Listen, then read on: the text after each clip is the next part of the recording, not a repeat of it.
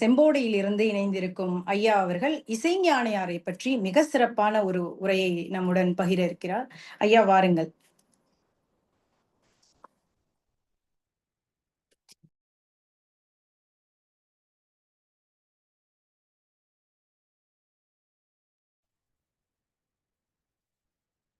வணக்கம்.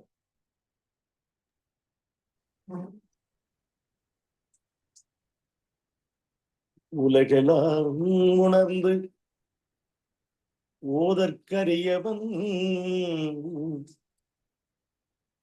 நிலபுலாவிய நீர்மலி வேணியன் அழகிற் சோதியன் அம்பலத்து ஆடுவான் மலர் சிலம்படி வாட்டி வணங்குவான்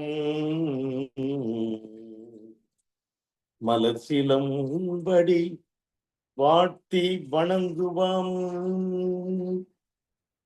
தில்லையம்பலத்திலே சேக்கிழார் பெருமான்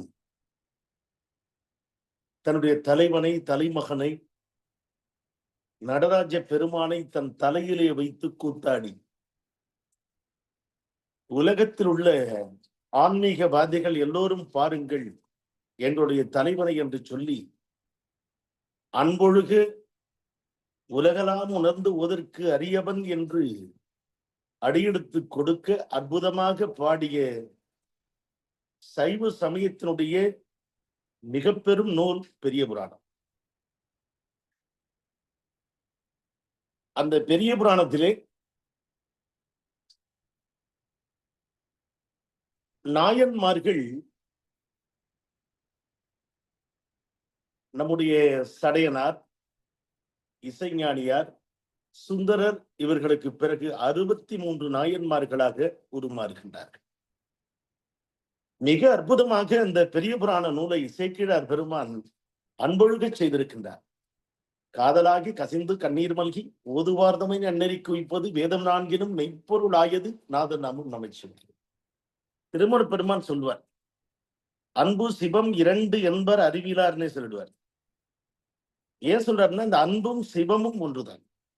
பெரிய புராணம் ஒரு உயிர்களிடத்து அன்பு கொண்ட நூல் என்று சொன்னார். அது மிகையாக. எப்படி வள்ளல் பெருமானாரோ வாருயிர்களுக்கெல்லாம் நாம் அன்பு செய்ய வேண்டும் என்று சொன்னாரோ, அதுபோல அன்புதான் எல்லாம் என்று இயங்குகின்ற சைவ சமயத்திலே நாம் எல்லாம் பிறந்திருக்கின்றோம் என்பதே பெரும் பேறு என்பதை உணர்ந்து பாராட்டி இந்த சைவ சமயத்தினுடைய 5 எழுத்து மந்திரமாகிய நமச்சிவாய மந்திரத்தை நெஞ்சிலே பதித்து நான் இசைஞானியாரை பற்றி பேசுவதற்கு தொடங்குகிறேன். அன்பானவர்களே, இசைஞானியார் புராணத்திலே நிறைய காணப்படாவிட்டாலும் அவருடைய சேவைதான் அவரை உயர்த்தி பிடித்திருக்கின்றது. மிக அற்புதமாக அந்த தாய் நல்ல செயலாக ஒன்றை செய்திருக்கின்றார். அவர் திருவாரூரில் வாழ்ந்த ஞான சிவாச்சாரியாருக்கு மகளாக பிறந்தார். திருவாரூர் தியாகேச பெருமான்கிட்ட ரொம்ப பக்தி கொண்டிருக்கிறார். அன்பு மாறாத பக்தின்னு சொல்லலாம். அதன் காரணமா எம்பெருமான் கங்கைவார் சடையன் பெயர் தாங்கிய சடையனாருக்கு இவர் மனைவியாக வாய்க்கின்றார். அப்படி சடையனாருக்கு மனைவியாக வாய்த்ததன் பின்னாலே இவர்களுடைய மணி வயிற்றிலே சுந்தர நாயனார் பிறக்கின்றார். சுந்தர நாயனாரை அவர்கள் வளர்க்கின்றார்கள். சிறு குழந்தையாக அவர் பிறந்து இந்த பூமி தாயின் மடிக்கு, அந்த தாயினுடைய கருப்பையை விட்டு பூமி தாயினுடைய மடிக்கு வருகின்ற போது அந்த அழகை பார்த்து வியந்து போகின்றார்கள். அந்த பிள்ளை சிறு சிறு வீடு கட்டி விளையாடுகின்றான், மணலிலே விளையாடுகின்றான். அப்படியெல்லாம் அவன் விளையாடி ஆரம்பித்து பேச ஆரம்பிக்கின்ற போது இவர்கள் அம்மா அப்பான்னு சொல்லணும், இதுதானே. ஆனால் இளம் பிராயத்திலேயே, அந்த குழந்தை பருவத்திலேயே அந்த பிள்ளையை அம்மா அப்பா என்று சொல்லாமல் சிவசிவா என்று சொல்லி பயில்விக்கின்றார். அப்பனும் அம்மையும் ஆனாய் நீயே என்று சொல்வார். தாயாகி தந்தையுமாய் தாங்குகின்ற தெய்வம் என்று சொன்னார். அப்படிப்பட்ட இறைவனுடைய நாமத்தை முதலாக சடையனாரும் இசைஞானியாரும் சுந்தரர் பெருமானுக்கு போதிக்கின்றார். அவரும் சிவனுடைய பிள்ளையாகவே வளர்கின்றார் சுந்தர நாயனார். அந்த பிள்ளையை அழகாக வளர்க்கின்றார். ஒருவருக்கு எதில இன்பம்? சின்ன சின்ன நடை நடந்து செம்பவள வாய் திறந்து அம்மா என்று நீ அழைத்தால் அமுத கானம் தோன்றுதடா, அமுத கானம் தோன்றுதடா. அம்மான்னு அந்த பிள்ளை அழைக்கின்ற போதெல்லாம் அவருடைய மனதிற்குள்ளே அமுதம் சுரக்கின்றது. நாளொரு மேனியும் பொழுதொரு வண்ணமுமாக இந்த பிள்ளை வளர்கின்றான். தளிநடை போட்டு மெல்ல இந்த பூமி மத்தளங்களில் பொருத்தமாய் நடனமிட்டு அவன் நடந்து வருகின்ற அந்த அழகை பார்த்து வியந்து போகின்றார்கள். இவ்வளவு அருமையான பிள்ளையை நாம பெற்றெடுத்திருக்கிறோமே. அந்த சுந்தரர் என்ன செய்யறாரு? சிறு பிள்ளையா இருக்கும்போதே இறைவனை வழிபடுறது எப்படி வழிபட வேண்டும், எப்படியெல்லாம் வழிபடுகின்றார்கள் என்பதை எல்லாம் மனதார பார்த்து அந்த சிறு பிள்ளை பார்ப்பதற்கு முருகப்பெருமான் மாதிரியே அந்த சிறு குழந்தையாக அந்த நீர் பூசிய நெற்றியும் அழகான அந்த உருவமும் கொண்டு அந்த பட்டு வண்ண கண்ணம் என்று சொல்வார்களே, குறுகுறுத்த விழிகள் என்று சொல்வார்களே, இப்படியாக சுந்தரர் பெருமான் வளர்ந்து வருகின்றார். தாய் தந்தையர் அழகாக இசைஞானியார் தன்னுடைய பிள்ளையை வளர்த்து வருகின்றார். வளர்த்து வருகின்ற அந்த சூழல் ஒரு நாள் இந்த பிள்ளை என்ன செய்கின்றான்? வீதியிலே போய் அப்பா செய்து கொடுத்த சிறு தேரை உருட்டி விளையாடி கொண்டிருக்கின்றார். சின்ன தேர். நாமெல்லாம் பிள்ளைகளுக்கு சிறு சக்கர வண்டிகள் செய்து கொடுப்போம். கிராமங்களிலே இந்த பனம் காய்களை வெட்டி தின்றுவிட்டு அந்த 2 பனங்காய்களை ஒரு குச்சியிலே செருகி அதை நாமெல்லாம் வளர்கின்ற பருவத்திலே அது ஒரு வண்டி போல் தள்ளி கொண்டு ஓடியதெல்லாம் உண்டு. அதுபோல சுந்தரர் என்ன செய்கின்றார்? சிறு குழந்தையாக இருக்கின்ற போது சிறு தேரை ஓட்டி விளையாடுகின்றார் வீதியிலே. அப்படி விளையாடி இருக்கின்ற போது என்ன நடக்கின்றது என்று சொன்னால், அந்த தேர் செல்லுகின்றது. அதில் எம்பெருமான் தியாகேசி பெருமானே இருப்பதாக இவர் பாவித்துக் கொள்கின்றார். சின்ன வயசுல சுந்தரர் பாவித்து அந்த தேர் உருட்டி விளையாடுகின்ற போது அங்கே அந்த ஊரினுடைய மன்னன் வருகின்றார். அந்த மன்னன் என்ன செய்கின்றான்? இந்த குழந்தை விளையாடுவதை பார்க்கின்றான். அவனும் தேரிலே வருகின்றான். இப்ப தேருக்கு, மன்னனுடைய தேருக்கு வழிவிட வேண்டும் அல்லவா? அப்படி வழிவிடாமல் இந்த பிள்ளை தேரை உருட்டி கொண்டிருக்கின்றான். அரசன் வந்திருக்கின்றான், வழிவிடு என்று சொன்ன போது இவர் வழிவிடாமல் இந்த பிள்ளை, இருங்க, இந்த தேரை நான் ஓட்டிக்கொண்டிருக்கிறேன் அப்படின்னு சொல்றான். அங்கே நகர்வலம் வந்தவர் யாருன்னு கேட்டீங்கன்னா, நான் நம்ம நாட்டினுடைய அரசராக இருந்து நரசிங்க முனை அரையர் என்று சொன்ன மன்னர். அற்புதமான ஒரு சிவ பக்தர், சிவன்பால் ஈடுபாடு கொண்டவர், நாட்டின்பால் அன்பு கொண்டவர், நாட்டின் மக்களின்பால் அன்பு கொண்டவர், மாதம் மும்மாறி பொழிகின்ற அளவிற்கு நல்ல அரசாட்சி செய்பவன். அந்த தேரிலே வருகின்றவன் வீதியிலே சுந்தரர் தேரோட்டி தேர் உருட்டி விளையாடுகின்ற அந்த காட்சியை பார்க்கின்றான். தேரை சுந்தரர் இழுக்கின்றார், ஒரு இடத்திலே நிற்கின்றார், கற்பூர ஆரத்தை காட்டுவதை போல் பாவனை செய்கின்றார். பிறகு கையெடுத்து வணங்குகின்றார். மறுபடியும் தேரை கொஞ்ச தூரம் இழுக்கின்றார், கற்பூர ஆரத்தை காட்டுகின்றார், மறுபடியும் வணங்குகின்றார். இப்படியாக அந்த தேர் செல்ல செல்ல மண்ணுடைய மனதுக்குள்ளே அவர் இறைவன்பால் காட்டுகின்ற அன்பும் கருணையும் கண்டு மன்னன் வியந்து போகின்றான். ஆகா, இந்த பிள்ளை நம்முடைய பிள்ளையாக இருந்தால் நமக்கு நன்றாக இருக்குமே என்று நினைக்கின்றான். ஆக அந்த மன்னன் என்ன செய்கின்றான்? இவரை பார்த்து சொல்லுகின்றான், இங்கே இந்த குழந்தையினுடைய அந்த அழகையும் குறும்பையும் பார்க்கின்ற போது என் மனம் அவர் பார் ஈடுபாடு கொள்கின்றதே, என்ன செய்வது என்று தெரியவில்லை. ஆகவே என்று அவன் எப்படி யாரிடம் கேட்பது என்று மன்னன் யோசித்துக் கொண்டிருக்கின்ற வேளையிலே மன்னனுடைய தேருக்கு இடையூறாக இவர் தேரோட்டி கொண்டிருக்கின்றானே என்று சடையனாரும் இசைஞானியாரும் அப்பாவும் அம்மாவும் ஓடி வந்து பிள்ளையை தூக்கி தேரை ஒதுக்கி வழிபடுகின்றார்கள். அந்த பிள்ளையை மன்னரை பார்த்து சொன்ன, மன்னரே, எங்க மன்னிக்கணும், என்னை மன்னிக்க வேண்டும் என்று சொல்லி அந்த பிள்ளையை தூக்கிக் கொள்ளுகின்றார். இப்பொழுது மன்னன் கேட்கின்றார், அந்த அவர் மீது கொண்ட அந்த அன்பினாலே அந்த குழந்தையை பிரிய முடியாமல் மன்னன் ஒரு கட்டளை சொல்லுகின்றான், நான் இந்த குழந்தையை கொண்டு போய் அரண்மனைகளை வைத்து வளர்க்க அனுமதி தர முடியுமா என்று இசைஞானியாரையும் அந்த சடையனாரையும் கேட்கின்றார். எப்படி கொடுப்பாங்க? எப்படி கொடுக்க முடியும்? ஒரு பிள்ளையை கேட்டா, தவமிருந்து பெற்ற பிள்ளையை கேட்டா யாராச்சும் கொடுப்பாங்களா? கொடுக்க முடியாது. ஆனால் இங்கே நாம யோசிச்சு பார்க்கணும். ராமன் அங்கே விஸ்வாமித்திரர் போறார். விஸ்வாமித்திரர் போய் என்ன சொல்றாரு? தன்னுடைய யாகத்தை காப்பதற்காக தசரத மன்னனை பார்த்து கேட்கிறாரு. என்ன கேட்கிறார் தெரியுமா? தசரதா, என்னுடைய யாகத்தை அசுரர்கள்னாலே கரைந்து போகின்றது, என்னால் அந்த யாகத்தை அந்த யஜ்யத்தை என்னால் செய்ய முடியவில்லை தசரதா, அதனால் உன்னுடைய நால்வரிலும் கரிய செம்மல் ஒருவனை தந்திடுதி அப்படின்னு சொல்லி தசரதன்கிட்ட கேட்கின்றார். தசரதன் யோசிக்கின்றார். மறுக்க முடியாது. கேட்பவர் மிகப்பெரியவர், கோபக்காரன். நினைச்ச மாத்திரத்திலே சாபம் கொடுத்துருவார். அவருடைய கோபத்தை பற்றி உலகத்துக்கே தெரியும். அப்படி ராமனை கேட்கின்ற போது தன்னால் கொடுக்க முடியாது என்று சொல்லாமல் அங்கே தசரதன் சொல்வதாக கம்பன் ஒரு அழகான வரியை சொல்வான். உடையூற்றும் சடையானும் புரந்தரனும் நான்முகனும் புகுந்து செய்யும் இடையூற்றுக்கு இடையூறாய் யான் காப்பேன், பெரு வேள்வி எழுக, நான் உன்னுடைய யாகத்தை காக்கின்றேன், இது நீங்க கவலை விட்டொழியுங்க அப்படின்னு சொல்லி தசரதன் பிறகு கேட்கின்றார்.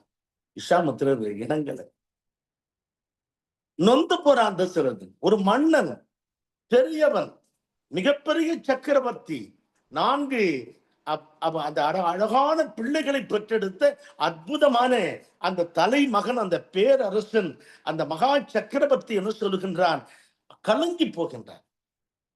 கண்ணிலான் கண்பற்று இழந்தான் போல, கண்ணே இல்லாதவன் கண்ணை அடைஞ்சி மறுபடியும் திரும்ப எழுந்துட்டது போல புத்திர காமாட்சி யாகம் செய்து பெற்ற பிள்ளைகளை இவன் திடீரென்று இழப்பது என்று சொன்னார், ராமனை இழப்பது என்று சொன்னால் இவனுடைய மனதிற்குள்ளே துயரம் மேலிடுகின்றது. நான் வேணா வர்றேங்கிறான். அதற்கு பிறகு நடந்த கதை உங்களுக்கு தெரியும். அதை நான் சொல்லுவதற்காக வரவில்லை. நான் என்ன சொல்லுகின்றேன் என்று சொன்னால், தசரதனே தன்னுடைய பிள்ளையை போருக்கு காப்பாக வா என்று சொன்ன போது அவன் கலங்கி போகின்றான். ஆனால் இங்கே சடையனாரும் இசைஞானியாரும் என்ன செய்கின்றார்கள் என்று சொன்னால், அந்த பிள்ளையை கேட்டபோது சற்று தயங்கி நிற்கின்றார்கள். தயங்கி நின்றாலும் மறுபடியும் மன்னன் கேட்கின்றான், நானே ஒரு சிவனடியாராக இருந்து, சிவபக்தனாக இருந்து, சிவனுடைய அடியாராகவே இருந்து உங்களிடம் நான் யாசகமாக கேட்கின்றேன், தயவு செய்து இந்த பிள்ளையை எனக்கு கொடுத்தருள முடியுமா என்று கேட்கின்றான். கேட்பவன் மன்னன். மன்னன் மட்டுமல்ல, சிவனடியார். இந்த நேரத்திலே இவர் என்ன செய்வது என்று அறியாமல் திகைக்காமல் பெரும் மனது கொண்டு தந்து விடுகின்றேன் என்று சொல்லி ஒரே ஒரு வேண்டுகோள் என்று சொல்லுகின்றார். என்ன என்று கேட்கின்றான் மன்னன்? தினமும் மாலையிலே நாங்கள் வழிபடுகின்ற ஆலயத்திற்கு பிள்ளையை அனுப்பி தர வேண்டும். ஒத்துக்கிறார். சரி, ஒத்துக்கொள்கின்றேன் என்று சொல்லி மன்னனிடம் இவர்கள் அந்த பிள்ளையை கொடுத்து அனுப்புகின்றார். எந்த பிள்ளையை? காலம் காலமாக இவன் நம்மை காப்பாற்றுவான், நம்முடைய குலம்பிலங்க இருப்பான், நமக்கு சேவகம் செய்வான், நமக்கு செய்ய வேண்டியவற்றையெல்லாம் செய்து தருவான், சிவன் அடியாராக இவனும் மாறுவான், இந்த குலத்தை காக்க வந்த குல கொழுந்தாக இவன் இருப்பான் என்று எண்ணி இருந்த பிள்ளையை ஒரு கணத்திற்குள்ளே அந்த தேர் அந்த வீதியிலே ஓடி முடிவதற்குள்ளே அவர்கள் யாசகமாக அந்த மன்னனிடம் கொடுத்து விடுகின்றார்களே. இந்த ஒரு மிகப்பெரிய சேவையை செய்தவர் தான் இசைஞானியாரும் சடையனாரும். இதோடு முடிந்து விட்டதா? அவருடைய கருணை. நான் ஒன்று சொல்லுகின்றேன், இறைவன் அவதாரம் செய்தது போலத்தான் சுந்தரர். சுந்தரருடைய சாயாரூபம் தான், சிவபெருமானுடைய சாயாரூபம் தானே சுந்தரர் பெருமான். எவ்வளவு பெரிய அழகான அவர். அதனால் தானே சுந்தர பெருமான பின்னாடி இவர் திருமணம் செய்து கொள்ள வேண்டும் என்று சொல்லுகின்ற போது இவர் அங்கிருந்து தற்காட்கொண்ட படலங்கள் எல்லாம் அது ஒரு புறம் இருக்கட்டும், அவர் அழகாக படிவோலையை காட்டி சுந்தரரை மீட்டு தன்னை மீண்டும் அந்த ஆன்மீகத்திற்குள்ளே, இது பெரிய புராணத்திற்குள்ளே நிறைய இடங்களிலே இருக்கின்றது. நாவுக்கரசே பெருமான் சமண சமயத்துக்கு போயிடுறார், திலகவதியார் போய் மீட்டு கொண்டுட்டு வர்றார். எவ்வளவு பெரிய விஷயம். அந்த அந்த அந்த விஷயங்கள்லாம் பார்க்க வேண்டும். பிள்ளைக்கறி சமைத்து தா என்று கேட்கின்றான்.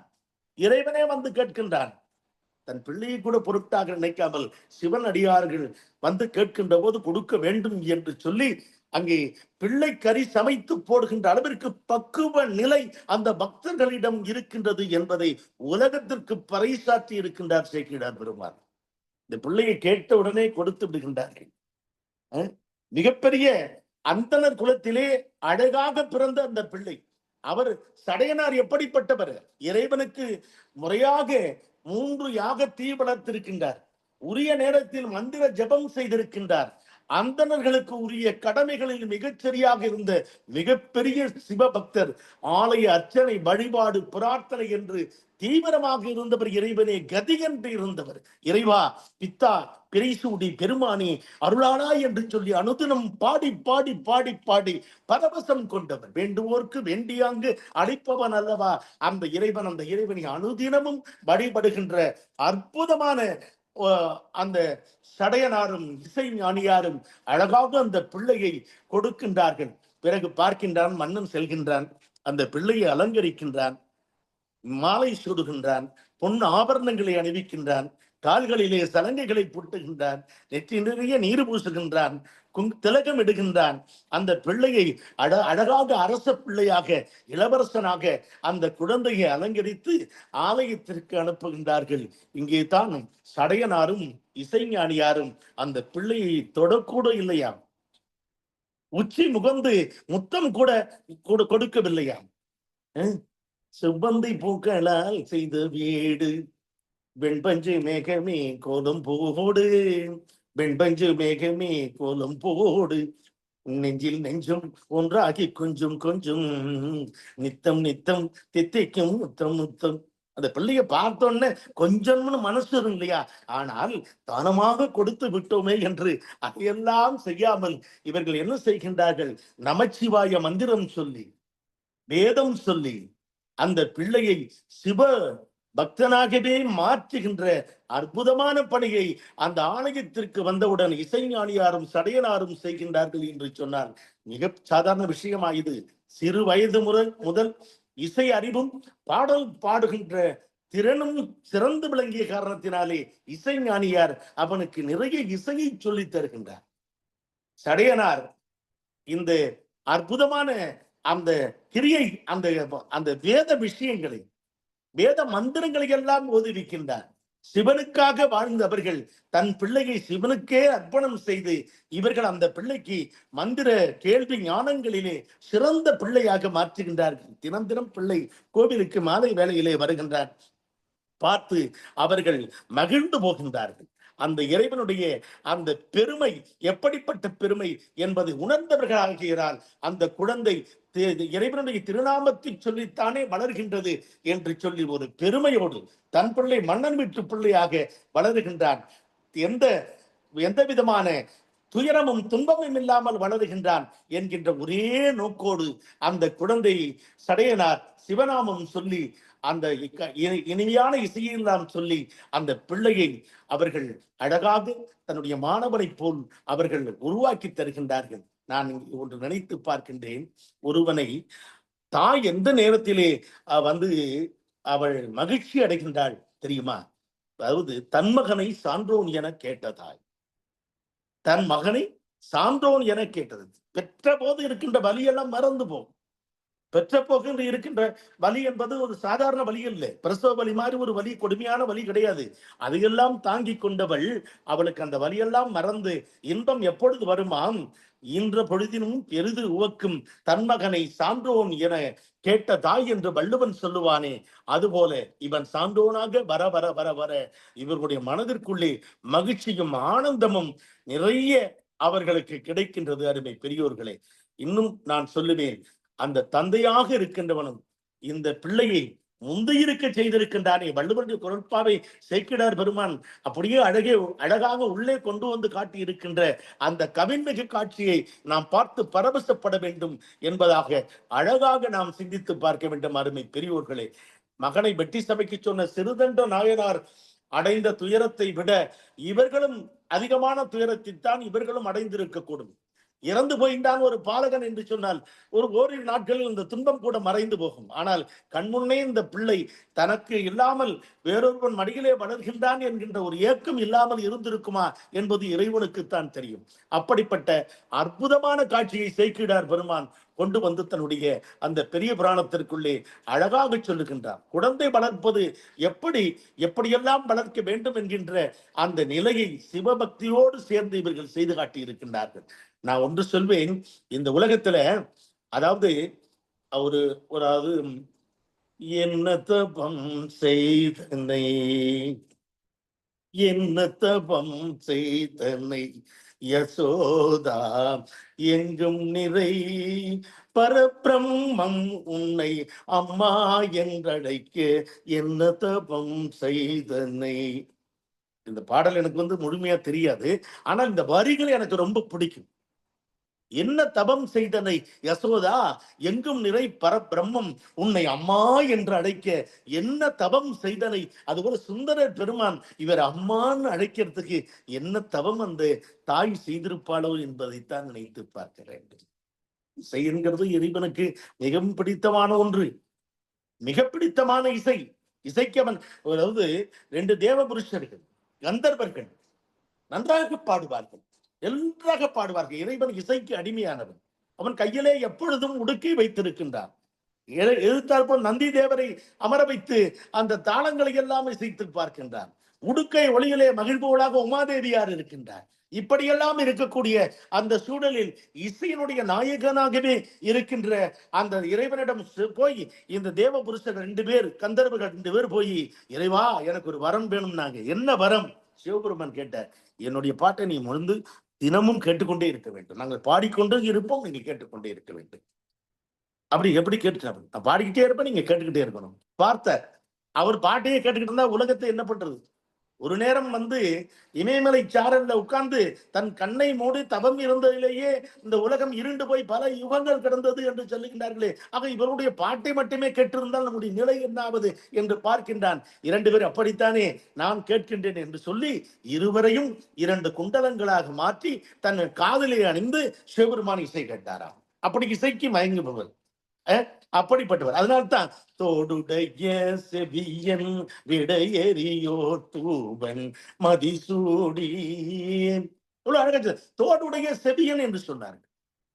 அந்த தோடாக கந்தர்வர்கள் இருக்கின்றார்கள், தினம் பாடுகின்றார்கள். அந்த பாட்டு எல்லாம் கேட்டு இறைவனை இன்புற்றது போலத்தான் இசைஞானியாரும் சடையனாரும் அந்த ஆலயத்திலே இருந்து வேத வேள்விகளும் மந்திர உபாசனைகளும் இசையும் கலந்து இறைவனை மகிழ்வித்துக் கொண்டே இருக்கின்றார்கள் என்பதுதான். நான் ஒன்று சொல்வேன், குழந்தைகளை வீரர்களாகவும் மிக படித்த சான்றோர்களாகவும் பெரியவர்களாகவும் தன்னிலும் நிக்காராகவும் வளர்க்க வேண்டியது தாய் தந்தையினுடைய கடமை. இன்று புறந்தருதல் என் தலைக்கடனே, இன்று புறம் தருதல் என் தலைக்கடனே, சான்றோனாக்குதல் தந்தைக்கு கடனே. அப்பாவோட வேலை என்ன? பிள்ளையை அறிவாளியாக உருவாக்க வேண்டியது, முதல்வனாக ஆக்கித்தர வேண்டியது, தன்னினும் பெரியவனாக கல்வி கேள்விகளிலே ஒழுக்கத்துடன் இருக்கக்கூடிய அளவிற்கு அவனை உயர்வித்து தருவது தந்தைக்கு கடனே. அழகா சொல்லுகின்றான், வேல்படித்து கொடுத்தல் கொல்லருக்கு கடனே. கொள்ளர்களுக்கு என்ன கடன்? வேல்படித்து கொடுப்பது, ஆயுதங்களை சமைத்து கொடுப்பது. நன்னடை நல்கள் வேந்தற்கு கடனே. அரசனுக்கு என்ன கடன்? நன்னடை நல்கள். ஒளிர்வாள் அரும்சமம் முறுக்கி களிறு எரிந்து பெயர்தல் காளைக்கு கடனே. எவ்வளவு சங்க கால பாடம், இவ்வளவு அழகா சொல்லுது பாருங்க. இதை அப்படியே நம்முடைய அழகாக இன்று புறந்தறுதல் எந்தலை கடனே, சான்றோனாக்குதல் தந்தைக்கு கடனே என்கின்ற அந்த 2 வரிகளையும் சடையனாரும் இசைஞானியாரும் பின்பற்றி எவ்வளவு பெருமையாக அந்த பிள்ளையை வளர்த்திருக்கின்றார்கள் என்பதை பார்த்து நான் உள்ளபடியே வியந்து போக வேண்டியிருக்கும்.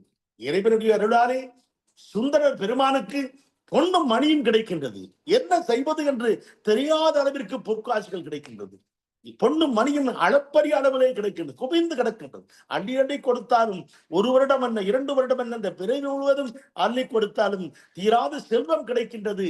ஆனால் அப்படிப்பட்ட செல்வம் கிடைத்த போதிலும் ஒரு சல்லி பொன்னை கூட அவர்கள் தொடாமல் தன்னுடைய சுய தர்மத்திலே சிறந்து விளங்கியவர்களாக சடையனாரும் அந்த இசை ஞானியாரும் வாழ்ந்திருக்கின்றார்கள் என்பது இசைஞானியாருக்கு கிடைத்த ஒரு மிகப்பெரிய மாண்புடை செயலாக நான் கருதுகின்றேன்.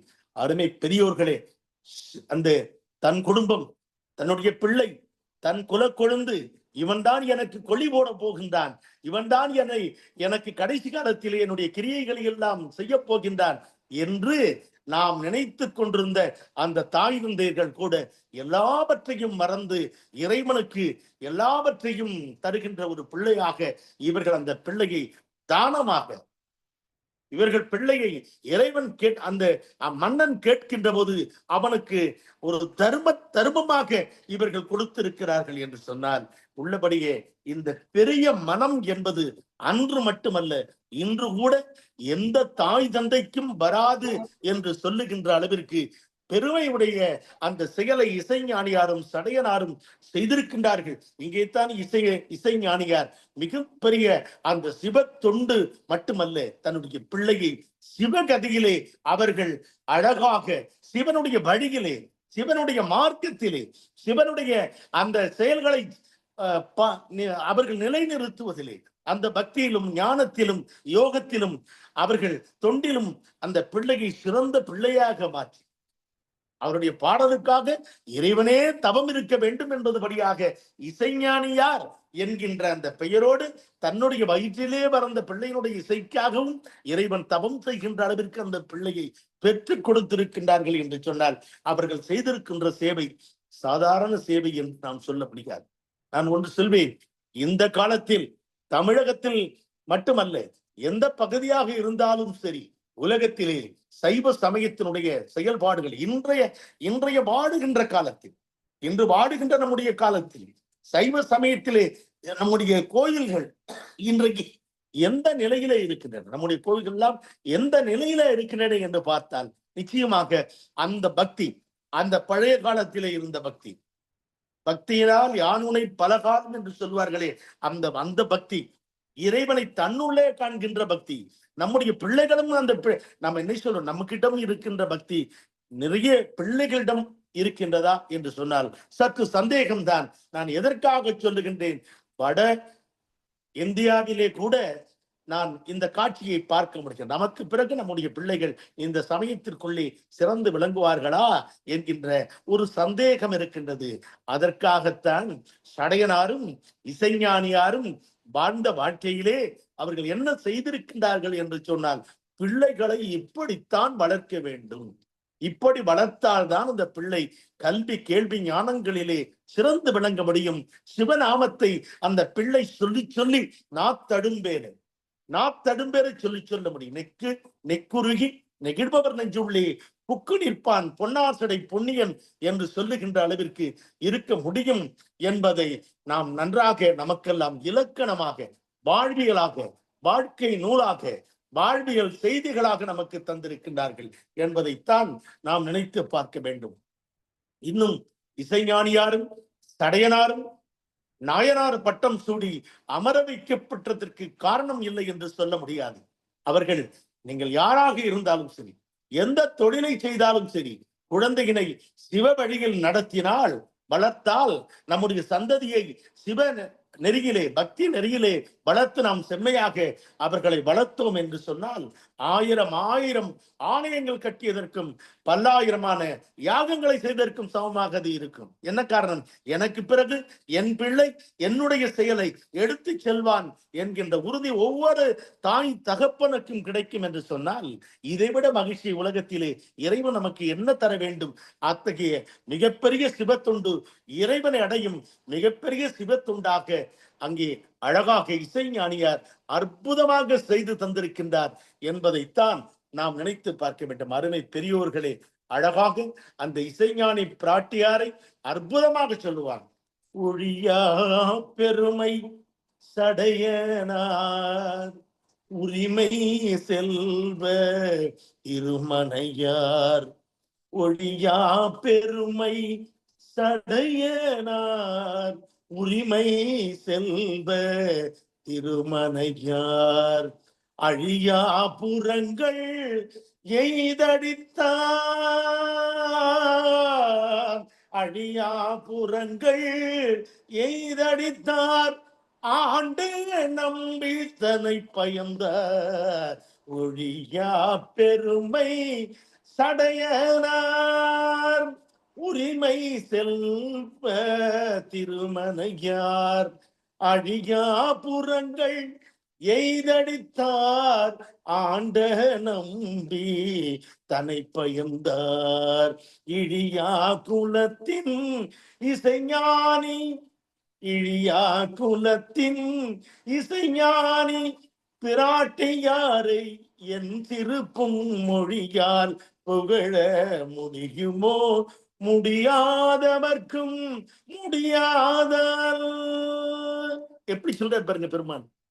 அப்படி அப்ப அந்த பெருமையை என்னுடைய அந்த சிறிய என்னுடைய அறிவாளர் சொல்ல முடியாத அளவுக்கு பெருமை உடையவராக அந்த அழகான இசை ஞானியார் வாழ்ந்திருக்கின்றார் என்கின்ற செயலை சொல்லுகின்ற போது பெருமிதம் கொள்ளுகின்றார்களே, அப்படிப்பட்ட பெருமிதத்தை நாமெல்லாம் எட்ட வேண்டும் என்பதற்கு சான்றாக ஒரு ஆசிரியனாக, ஒரு ஆசானாக, ஒரு குருவாக நாமெல்லாம் எப்படி வாழ வேண்டும், நம் பிள்ளைகள் எப்படி வாழ வேண்டும் என்பதற்கு இலக்கணமாக இசை ஞானியார் அற்புதமாக தன்னுடைய செயல்பாடுகளிலே சிறந்து விளங்கி இருக்கின்றார் என்கின்ற அந்த மிகப்பெரிய செய்தி நான் அவர் பிற்காலத்திலேதான் பெரிய புராணத்திலே 62, 63வது நாயன்மார்களாக சடையனாரும் இசைஞானியாரும் உள்ளே வந்த காரணத்தினாலேதான், அந்த காரணத்தினாலேதான் அவரை பற்றிய நிறைய பாடல்கள் உள்ளே இல்லை என்று நான் நினைக்கின்றேன். ஆனால் எப்படி இருந்தாலும் இசைஞானியருடைய அந்த அந்த அந்த அது என்ன சொல்வது, அந்த தானம் தவம் இரண்டும் கொண்டு வாழ்ந்த அந்த வாழ்க்கை, அந்த கேட்ட உடனேயே யோசிக்காம ஒரு கணம் கூட பிறழாமல் கொடுக்கலாம் என்று இருவரும் ஒரு சேர நினைத்து கணவன் மனைவி என்றால் எப்படி இருக்க வேண்டும் என்கின்ற இலக்கணத்தையும் இசைஞானியார் அழகாக சொல்லிக் கொடுத்திருக்கின்றார் என்கின்ற அந்த மிகப்பெரிய உண்மையை நீங்கள் எல்லாம் உணர வேண்டும் என்பதற்காகத்தான் இசைஞானியார் நாயன்மாராக மாறி தன்னுடைய வாழ்க்கையிலே அழகான அந்த வாழ்க்கையிலே நிறைய சொல்லியிருக்கின்றார். அதாவது ஒரு தங்கம் இருக்கிறது, பொண்ணு இருக்கிறது என்று சொன்னால் அதுக்கு அதனால என்ன பயன்? ஒண்ணும் கிடையாது. ஒரு புல்லாங்குழல் இருக்குது, கண்ணன் இசைக்கின்றார். ஆயர்பாடி மாளிகையில் தாய்மடியில் கன்றினை போல் மாய கண்ணன் தூங்கும், அந்த அந்த கண்ணன் குழல் வாசிக்கின்றார். இசை நன்றாக இருக்கின்றது. ஆனால் இசை நன்றாக இருக்கின்றது அருமை பெரியவர்களே. அதுபோல அந்த புல்லாங்குழலுக்கு எந்த பயன் இருக்குன்னா இல்லை, நாதஸ்வரம் இருக்குன்னா நாதஸ்வரத்துக்கு ஏதாச்சும் பயன் இருக்கான்னா இல்லை. ஆனால் அந்த இசை மற்றவர்களுக்கெல்லாம் உதவுவதை போல இசை ஞானியார் எல்லோருக்கும் அந்த உதவி கிடைப்பதற்காக சுந்தர நாயனாரை பெற்று தந்த மாபெரும் தாயாக, உயர்ந்தவளாக, மாபெரும் தெய்வமாக, மாபெரும் சைவ சமயத்துடைய மாண்புற அமைந்த அந்த பெண் நாயனாராக அவதாரம் செய்து நமக்கெல்லாம் நீதி போதனைகளை செய்திருக்கின்றாள் என்கின்ற செய்தியை நான் உங்களுடைய அருமையான இந்த நேரத்திலே உங்களுடைய காதுகளுக்கு என்னால் முடிந்தவரை சுவையாக கொடுக்க முயற்சி செய்து கொடுத்திருக்கின்றேன். நிறைய பாடல்களை காட்டுகின்ற அளவிற்கு பெரிய புராணத்திலே அளவிட்ட பாடல்கள் நிறைய இருந்தாலும் இவரை பற்றிய குறிப்புகள் சற்று குறைவாகவே இருக்கின்ற காரணத்தினால் இசைஞானியாருடைய தர்மமும் அவர்கள் செய்திருக்கக்கூடிய மிகப்பெரிய தொண்டும் அதன் மூலமாக நமக்கு கிடைத்த மிகப்பெரிய பாடல்களுக்கு சொந்தக்காரன் சுந்தர நாயனாரும் சேர்ந்து 3 பேருமாக அந்த குடும்பமே இறைவனுக்கு கதியாக இருந்திருக்கின்றார்கள் என்கின்ற அந்த பேருண்மையை நினைந்து பாராட்டி மகிழ்ந்து, அன்பானவர்களே, அற்புதமானவர்களே, அழகான இந்த நேரத்தில் காகம் உணவு கலந்து உண்ண கண்டி அகண்டாகார செய்வ போகம் எனும் பேரின்ப வெள்ளம் பொங்கித்ததும்பி பூரணமாய் எங்கும் ஏகபுருவாய் கிடப்பதை போல் தமிழும் ஆன்மீகமும் பரவி கிடக்கின்றது, எடுத்து புசிக்க சேரவாருங்கள் ஜெகத்தீரே என்று சொல்லி இசைஞானியாரை பற்றி அடியேன் உரையாற்ற பணித்த காரை பாரதி தமிழ் சங்கத்தாருக்கும் என்னுடைய அருமை தோழியார் வைஜேந்திராஜன் அவர்களுக்கும் என்னை அன்போடு அழைத்து பேசுங்கள் என்று என்னை பணித்த பேராசிரியை நந்தினி மேடம் அவர்களுக்கும் இந்த நிகழ்வை பார்த்து கொண்டிருக்கக்கூடிய நீர்பூசிய சிவபக்தர் எங்களுடைய நெஞ்சமெல்லாம் நிறைந்த பத்மஸ்ரீ அண்ணா அவர்களுக்கும் நம்முடைய அருமை சகோதரர், என்னுடைய மூத்த சகோதரர், அன்பொழுக பொன்சிரிப்பினாலே என்னை கவர்ந்த இளங்கோ அண்ணா அவர்களுக்கும் இந்த நேரத்திலே நன்றியர்களை சொல்லி, காலையிலே வாழ்த்து சொன்ன கிருஷ்ணன் சார் அவர்களுக்கும் என்னுடைய மனமார்ந்த நன்றியையும் வணக்கத்தையும் சொல்லி, நானும் இன்னும் எத்தனை பேர் இதில் கலந்திருக்கின்றார்கள் என்பதை நான் உள்ளபடியே பார்க்கின்ற போது எனக்கு மிகுந்த மகிழ்ச்சியாக இருக்கின்றது. கிருஷ்ணன் ஐயா அவர்களுக்கும் பாஸ்கர் ஐயா, அபுதாபியிலிருந்து பாஸ்கர் ஐயா அவர்களுக்கும் நான் உள்ளபடியே அவருடைய கம்ப ராமாயணத்திலே அவருக்கு இருக்கக்கூடிய அந்த நுண்மான் நுழைவுலம் என்னை வியக்க வைக்கின்றது. அபுதாபி பாஸ்கர் அவர்களுக்கும்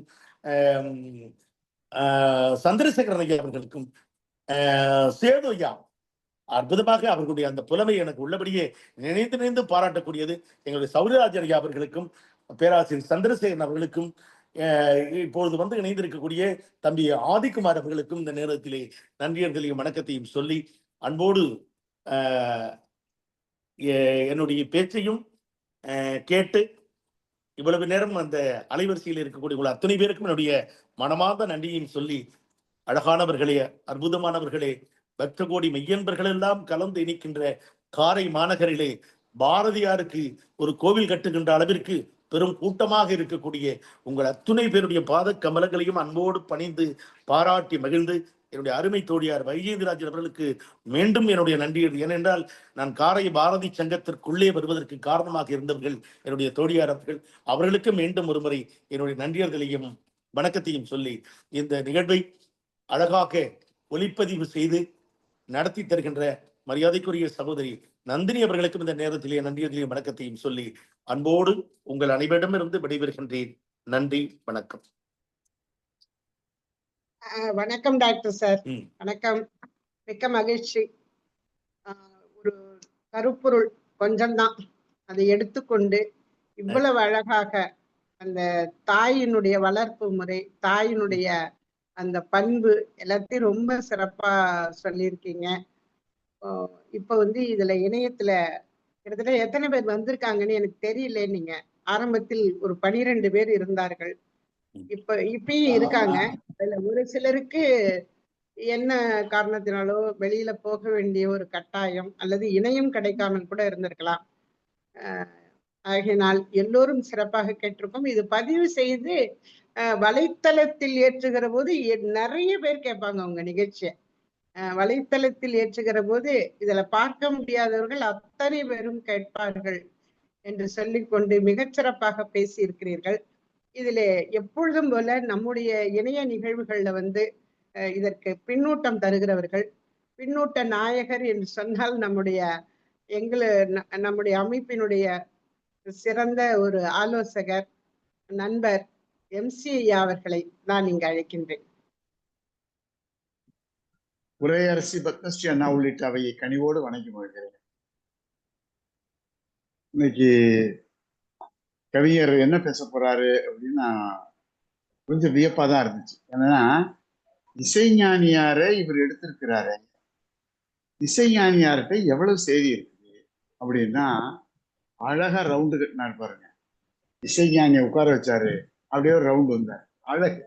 இதுதான் பேச்சாளருக்குரிய பண்பு. அதாவது புதுசா வர்ற பேச்சாளர்கள் இவருடைய பேச்ச திரும்ப திரும்ப கேட்டு பாருங்க. ஒரு பேச்சாளர் எப்படி பேசணுங்கிற இலக்கணத்தோட பேசுறார். அழகு. மிக அற்புதமாக இசைஞானியாரை கொண்டு வந்து நம்ம கண் முன்னால் நிறுத்தினாரு. அடியார்கள்ல பல அடியார்களுக்கு நிறைய பாட்டு இருக்கு, நிறைய செய்திகள் இருக்கு. இசைஞானியாருக்கு இது எப்படி இவர் எடுத்தாரு, என்ன நோக்கத்துல எடுத்தாருன்னு நான் நினைச்சேன். இவரை தவிர வேற யாராலையும் அதை பேச முடியாது. ஏன்னா கிட்டத்தட்ட 3/4 மணி நேரம் பேசியிருக்காரு. அழகு. நல்ல செய்தி.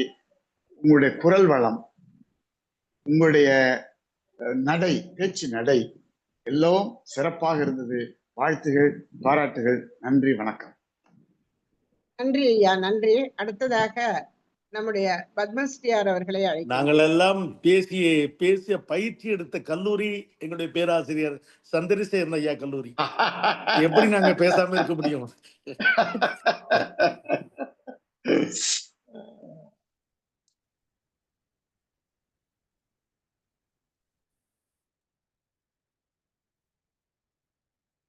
MC ஐயா உள்ளிட்ட அனைவரையும் வணங்கி மகிழ்கிறேன்.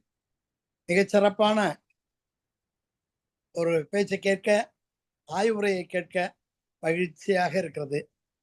கேட்டார் பணிக்கும் தகைவாய் கேளாரும் வேற்ப மொழிவதாம் சொல் என்றபடி இதுவரை கேளாதவர்கள் கூட விரும்பி கேட்கின்ற அளவிற்கு மிகவும் இசைஞானியாரை பற்றி இசை நயத்தோடு பேசிய பேச்சு தான் மிக மிக சிறப்பு.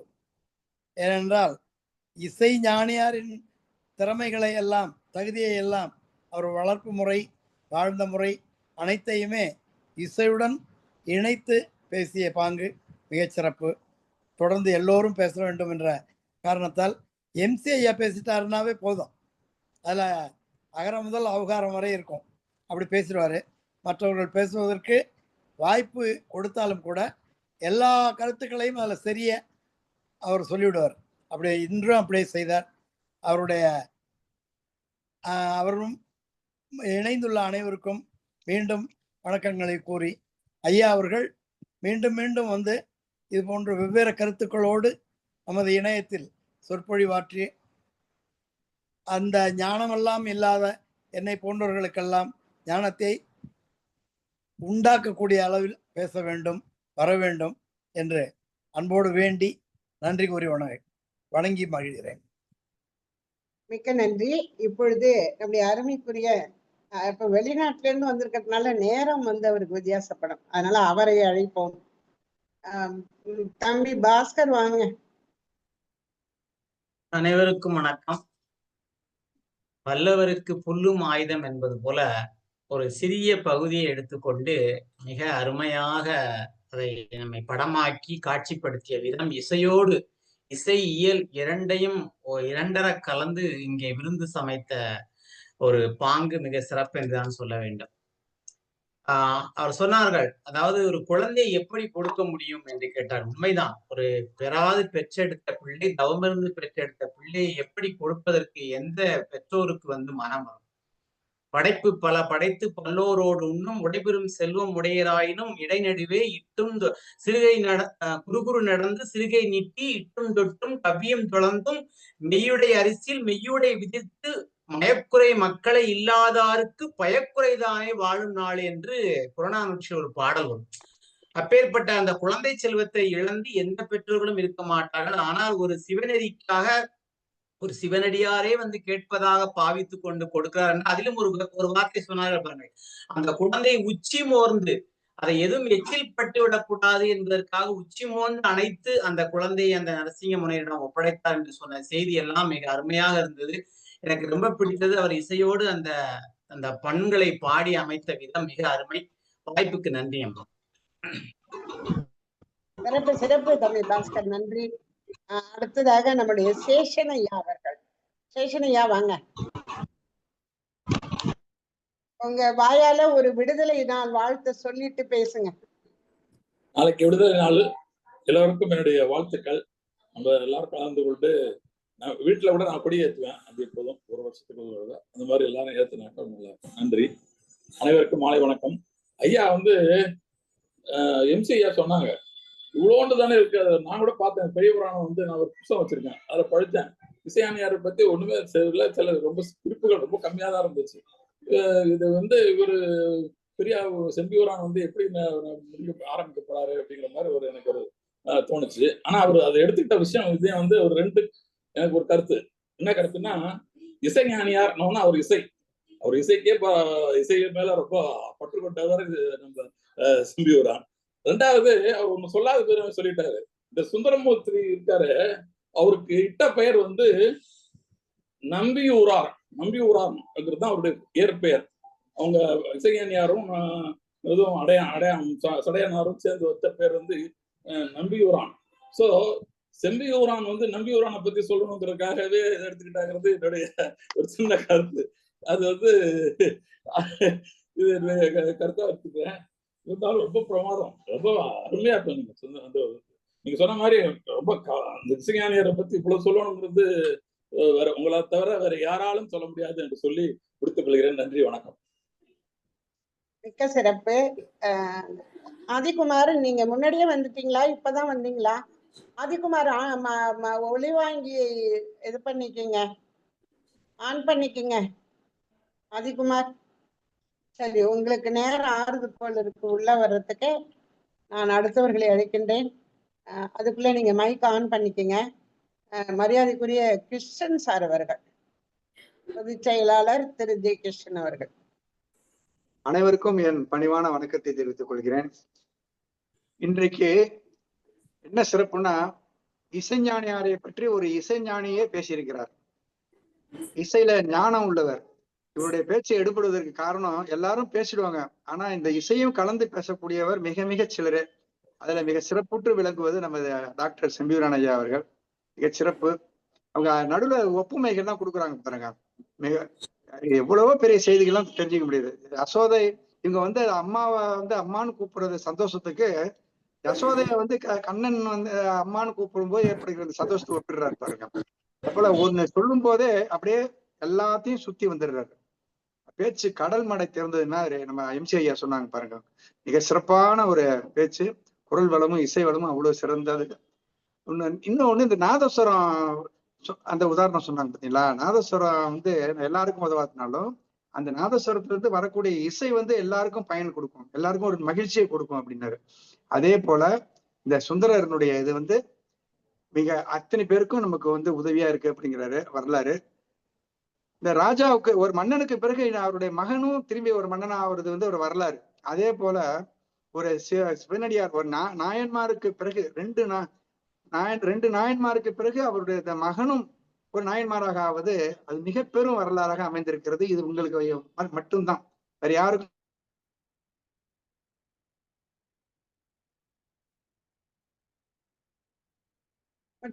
சார் கிருஷ்ணன் சார் இந்த சிறப்பு கிடையாது. அந்த வகையில முறையில சொன்ன நமது ஐயா அவர்களுக்கு என்னுடைய வாழ்த்துக்களையும் நன்றியும் தெரிவித்துக் கொள்கிறேன். மிக்க சிறப்பு கிருஷ்ணன் சார், மிக மிக அருமை, நன்றி. இப்பொழுது அடுத்ததாக நம்முடைய மரியாதைக்குரிய சௌரி ஐயா அவர்களை அழைக்கின்றேன். அனைவரையும் வணங்கி மகிழ்கின்றேன். கவிஞர் செம்பியூரானின் நிகழ்ச்சி மிக அருமையாக இருந்தது. காலத்தினால் செய்த நன்றி சிறிதனேனும் ஞானத்தில் மாலை பெரிது, உடுக்கை இழந்தும் கை போல அங்கே இடுக்கண்களதான் நட்பு என்ற வள்ளுவரின் குரலுக்கு இலக்கணமாக இருப்பவர் அவர். குறைந்த இடைவெளியில் அதிகம் செய்தி இல்லாத ஒரு நாயன்மாரை பற்றி பேசுகிறது என்பது வியத்தற்குரியது. இவர் இசையில் புகழ் பெற்றவர் செம்பியூரான் அவர்கள். அடுத்த தலைப்பும் இசைஞானியார். இசைஞானியார் என்பது நாயன்மார் என்று தெரியும், அவர் பெண் நாயன்மார் என்றுதான் எனக்கு தெரியும். அவர்தான் எனக்கு புரிய வைத்திருக்கின்றார். மிக அழகாக எம்சிகா சொன்னது போல சிறிய கருத்தையும் பெரிதாக ஆக்கக்கூடிய ஆற்றல் பேச்சாளருக்கு தான் உண்டு. உண்மையிலேயே அவர் ஒரு தமிழாசிரியராக வந்திருந்தால் ஆயிரக்கணக்கான மாணவர்கள் பயன்பெற்றிருப்பார்கள் என்பது என்னுடைய எண்ணம். மிக அருமையான நிகழ்வு. நேரம் போனதே தெரியல. ரொம்ப நன்றி ஐயா, மிக்க நன்றி. நன்றி நன்றி சௌரி ஐயா. அடுத்தது இளங்கோவண்ணாச்சி அவர்கள். நம்முடைய ஆசு கவி செம்போடையார் உள்ளிட்ட அனைவருக்கும் முதல்ல என்னுடைய வணக்கம். அவர் பேசுறாருன்னா நான் முதல்ல வந்துட்டேன். ஆரம்பத்திலேருந்து முழுமையாக கேட்கணுங்கிறதுக்காகவே நான் முதல்ல வந்து எப்போ ஆரம்பிக்க போறாருன்னு வந்துட்டேன். அந்த அவர் பேசக்கூடிய அந்த முறை இருக்குல்ல, அந்த அந்த முகத்துல தெரிகிற அந்த உடல் அசைவுல தெரிகிற அந்த உற்சாகம், அது அனைவருக்கும் தொத்திக்குது. மிகச் சிறப்பான முறையில எல்லாரும் சொன்னாங்கல்ல, அவரை பத்தி இசைஞானியாரை பத்தி மட்டும் சொல்லணும்னா முடியாது. இவர் எங்க ராமாயணத்துக்கு போய் யசோதா கிட்ட போய் எல்லா இடத்தையும் சுத்தி வந்து அந்த டைமுக்கு பல செய்திகளை அவர் கொடுக்குறாரு. நினைச்ச போது நினைச்ச இடத்துல பேசக்கூடியவர், இப்ப கவிதைகளை சொல்லக்கூடியவர். நம்மகிட்ட இன்னொருத்தரும் இருக்கிறார் ஆசுகவி சுரேஜுமி. ஆனா அவர் எழுதுவாரு. இவர் என்னன்னா அந்த இசையோடு அதை பாடும் பொழுது அதுலயும் அந்த முறையில உற்சாகம்லாம் இருக்கும் பொழுது அனைவரையும் கவரக்கூடிய அந்த விதம், அதுக்கு வந்து எல்லோரும் நாம எல்லாரும் கட்டுப்பட்டு இன்னைக்கு வந்து கிட்டத்தட்ட 3/4 மணி நேரம் வேற எதை பத்தியும் சிந்திக்க முடியாத அளவுக்கு நம்ம உட்கார வச்சவருக்கு என்னுடைய வாழ்த்துக்களையும் பாராட்டுகளையும் தெரிவிக்கிறேன். நன்றி, வணக்கம்.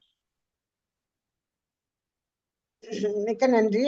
இப்ப இணைப்புல இருக்கக்கூடியவர்கள்ல இன்னும் அழைக்காதவர்கள் நந்தினி இருக்காங்க. சேது ஐயா அழைச்சாச்சு. ஆதிகுமார் வாங்க, வணக்கம். நீங்க வந்து அப்படியே ரெட்டை பிறவிகள் மாதிரி சொல்லுவாங்க இல்லையா, டாக்டர் எங்க போனாலும் அப்படியே பக்கத்திலேயே ஒட்டிகிட்டே வர்றவர் நீங்க, ஆதிகுமார் அவர்கள்.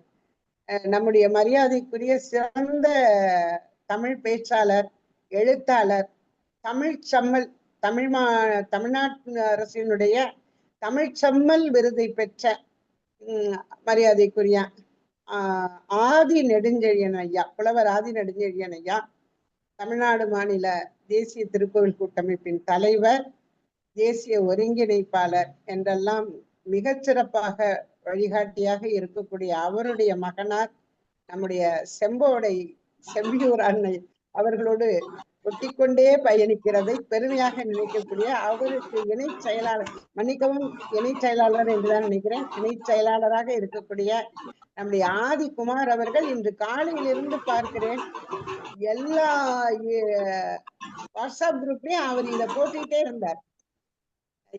இதை எல்லாருக்கும் அனுப்பிட்டே இருந்தார். மிகச்சிறப்பு. ஆதிகுமார், உங்களால் பேச முடியுமா அல்லது நான் வேறு யாரையாவது அழைக்கலாமா? ஆதிகுமார் ஆன் பண்ணீங்க. அழைங்கல்ல, நான் இப்பதான் வந்தேன். அனைவருக்கும் வணக்கம்.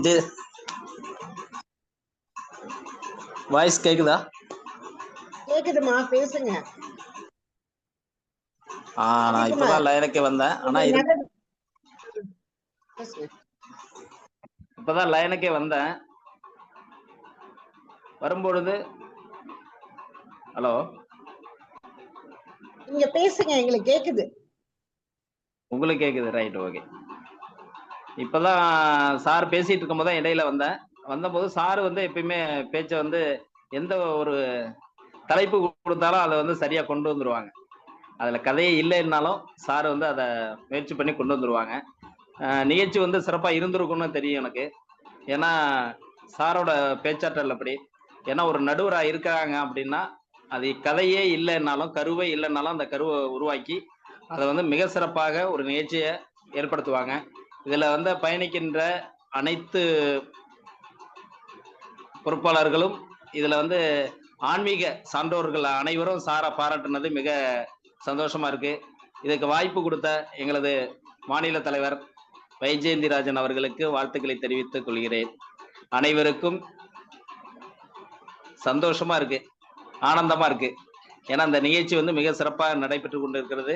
இதுல என்கிட்ட வார்த்தைகள் சார் என்னென்ன பேசுனாங்கன்னு நான் பாதி கேட்க முடியல. அதனால என்னால அந்த செயலை சொல்ல முடியல. அதனால எந்த கருத்து என்னால சொல்ல முடியல. வாய்ப்பு கொடுத்த மேடத்துக்கு நன்றி. மகிழ்ச்சி, மகிழ்ச்சி ஆதிகுமார், மகிழ்ச்சி. மிக்க சிறப்பு. அடுத்த முறை அப்பாவிடம் சொல்லி அப்பா யூடியூப்ல போட்டோன்னா அப்பாவை பார்க்க சொல்லுங்க. மிக்க நன்றி. அதற்கு அடுத்ததாக வேறு நம்முடைய நந்தினி இருக்காங்க. நந்தினிக்கு அப்புறம் தான் நான் பேசணும். நந்தினி வாங்க, உங்களுடைய கருத்துக்களை சொல்லுங்க. ஆதி நம்ம கிட்ட பேசுறதை விட ஆதி வீட்டு மின்விசிறி நம்ம கிட்ட அதிகமா பேசுது. அனைவருக்கும் வணக்கம். இதுல ஒரு ஒரு குற்ற உணர்வு, ஆனாலும் ஒரு பெருமிதம். என்னன்னா, நேத்தி ஐயா அவர்களை நாம் தொடர்பு கொண்டப்போ 63 நாயன்மார்கள்ல 30 பேருக்கான பேர் நம்மகிட்ட இருக்கு. 33, மிச்சம் 30ல எது வேணா எடுத்துக்கலாம்னப்போ எது வேணாலும் நீங்க கொடுங்கன்னார். அது அவரோட பெருந்தன்மை. ஆனா இத பத்தி ரொம்ப எனக்கு அவ்வளவான ஒரு அறிமுகம் இல்லாதனால இசைஞானியரை பத்தி அவர் பேசட்டும், இசைஞானியர் இசை சம்பந்தமா ஏதாவது அது உள்ளார இருக்குங்கிறத எடுத்து கொடுத்தேன் தேர்ந்து. உடனே அவரு ஒரு நிமிஷம் கூட யோசிக்கல.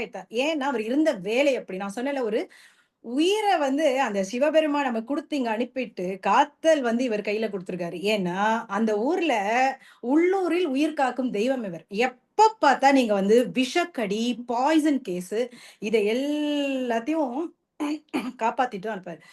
இவர் ஒரு சிறந்த மருத்துவர். அது எவ்வளவு பேருக்கு நம்மளுக்கு தெரியும். அந்த அந்த எந்த அளவுக்கு தமிழ்ல ஒரு ஆளுமை இருக்கோ அதை விட அவர் மருத்துவ அந்த துறையில காலையில இருந்து இரவுங்கிறதெல்லாம் இந்த நேரத்தோட இவரை பார்க்க முடியாதுன்னா கிடையாது. வயலுக்கு போறாங்க, அங்க பாம்பு கடிச்சாலும் அந்த 1 மணிக்கு இவர் அவங்களோட சேர்ந்து இவரை முழிச்சிட்டு இருப்பாரு.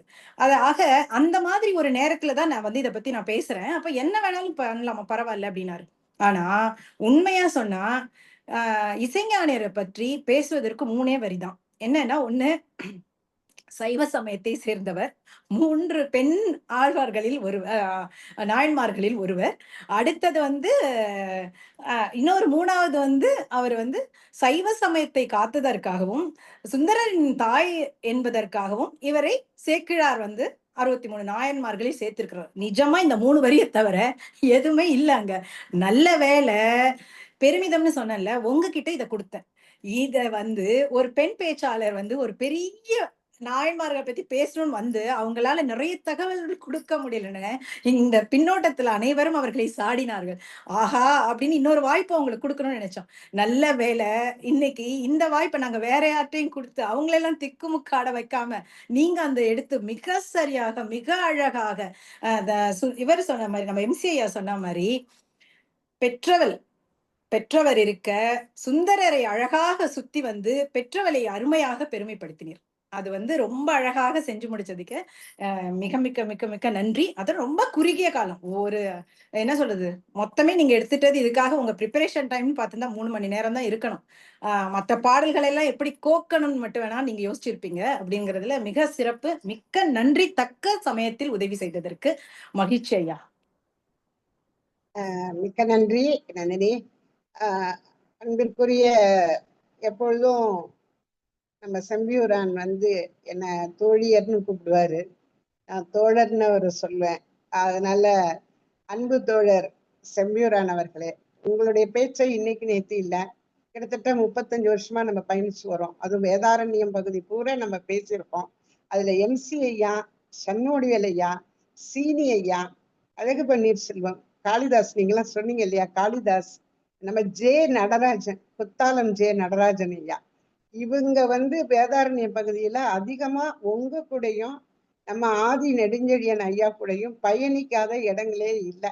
வேதாரண்ய மேப்பை எடுத்து பார்த்தா அத்தனை இடத்துலயும் செம்பியூரான் காலடி வச்சிருப்பாரு. அதே மாதிரி கம்பன் கழகங்கள்ல நிறைய இடங்கள்ல, ராமநாதபுரம், ராமேஸ்வரத்துல நான் உங்க பேச்சை கேட்டு உங்க பக்கத்துல இருக்கும்போது நான் வியந்து போயிருக்கேன். எப்படி இவ்வளவு பாடல்கள் சொன்னீங்க.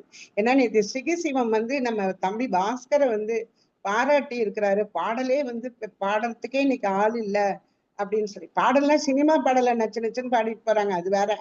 எடுத்ததெல்லாம் பாட்டா இருக்கு, நகைச்சுவை தோரணங்கள் தான் இருக்கு. ஆனா எந்த இடத்துலயும் சறுக்கல் இல்லாமல் பேசக்கூடிய மிக சிறப்பான பேச்சாளர் நீங்க.